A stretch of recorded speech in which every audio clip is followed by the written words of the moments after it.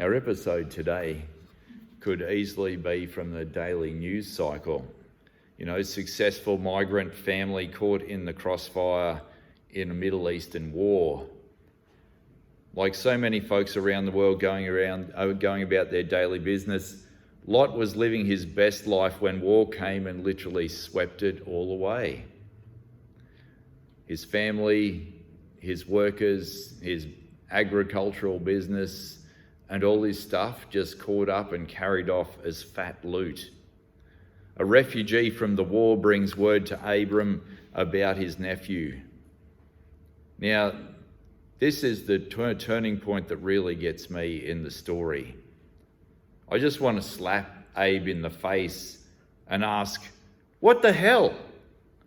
You totally threw your wife Sarai, under the bus because you're a scaredy cat down in Egypt. But now your boy Lot has been seized as booty and you suddenly find the courage to go and rescue this bloke? Did you find your spine, or is it a transplant? Or is it because you now have a private army at your disposal and you're suddenly tougher? Anyhow, Abe rounds up the 300 and leads his private army to the rescue, Gerard Butler Spartan style. Abe accomplishes a victory that not even the rebel alliance could manage against the might of the empire. Abe saves the lot and Lot. Remember this, that Abe rescued the people of Sodom and Gomorrah and their stuff for the sake of his family. It wasn't just Lot and his family members and all his workers. He saved the other citizens of those cities as well. So returning in his victory, he's met by this dude who is a trippy combo of priest and king, something largely unheard of. This king's name means righteousness, Melchizedek, and he is the king of a city called Peace, which we call today Jerusalem. Melchizedek rolls out blessing, a blessing from God, and he presides at a celebration meal of bread and wine. The King of righteousness, the King of peace, coming to meet us with blessings and a celebration feast of bread and wine. Sounds eerily familiar, doesn't it? There is a lot more to be said about all that, but this isn't a Bible lecture, so go home and read Psalm 110 and look up Hebrews chapters 5, 6 and 7 if you want to dig into that aspect of the story even more. When Abe is met by King Melchizedek, Abe acknowledges the truth that Mel names, that God has blessed him with victory. You know, it wasn't by his own might and power that he won the day. God was with him. I mean, how else is he going to win against such insane odds with only 300 men? Abe acknowledges this fact by putting his money where his mouth is, giving away 1/10 of everything. By doing that, Abe is saying concretely that he and the 300 couldn't have done it without God's blessing.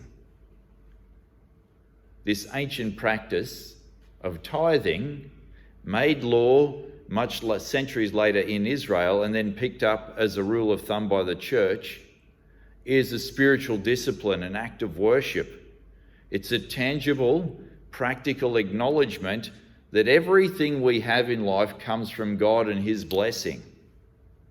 In a consumer culture where we are obsessed with money and stuff and building up bigger and bigger piles of them, giving at least 1/10 of what we have back to God and his work is an absolutely essential spiritual discipline that helps us to acknowledge the truth. And it helps us to let go of our worship, of our bank balances, and our home and contents. So many people misunderstand the church's spiritual discipline of giving our money back. They think, the greedy church is just out to get our cash. Well, look, If that's all the preaching and the preacher is focused on, well, then that isn't healthy and they're truly giving in to the gods of money and stuff.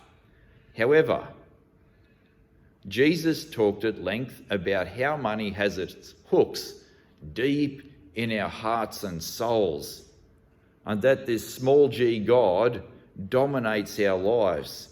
And Jesus says how we might need to give it all away, not just a tenth, so that we can have life and freedom with him. Even here in the story of our ancestor in faith from 4,000 years ago, there is a recognition that God and not money is everything.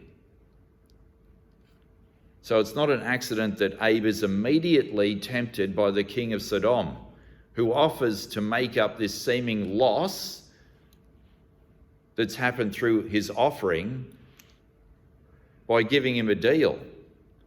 Look, Abe, thanks for everything, mate. I'll take the people home and you can keep the cash and the stuff. Well, Abe won't take a reward.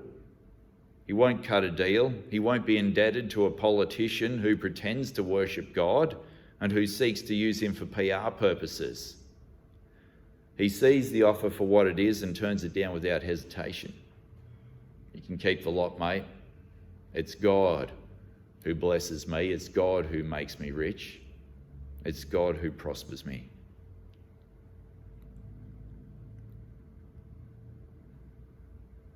So what are we to make of this?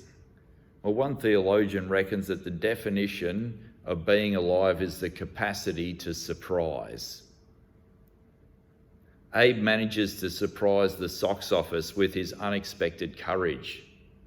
You know, he'd been a giant chicken down in Egypt, and now he finds his courage to go and rescue his nephew, a man who had previously been cowardly and put his wife in danger to save his own neck.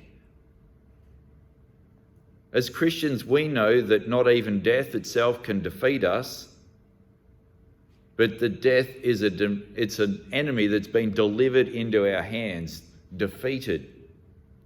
So there is nothing on this earth, nothing in this universe that can stop us or defeat us.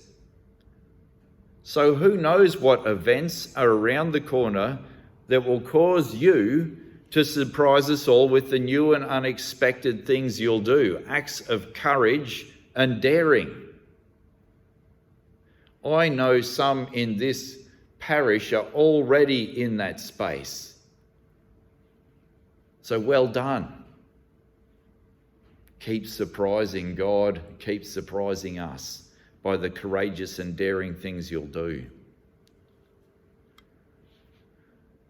Finally, Abe could have left Lot for dead. Even though Lot doesn't deserve it, because of the selfish choice he made, Lot is rescued, and everyone and everything else with him, even the people of Sodom and Gomorrah. And you need to remember that for a few weeks' time. Abe shows Lot this thing called grace. Abe, in a small way, points forward to what God would accomplish in Jesus by his death and resurrection. Even though we don't deserve it because of the selfish choices we make, thinking that those choices will lead to our best life, our Father pursues us in love and rescues us and all things with us. How often, as a family member or a close friend, made a choice that has hurt us, that has left us baffled and walked away? How often, as a family member or a friend, made a choice that has hurt us deeply? But our Father in faith shows that no matter what someone has done to you, when they're in need, we too should ride to the rescue. And that's not an easy thing to do, because we, like him, are called to show grace. So, riffing the King of Righteousness, the King of Peace today, we lift our voices in praise. Blessed be God Most High, who has delivered our enemies into our hands. Amen.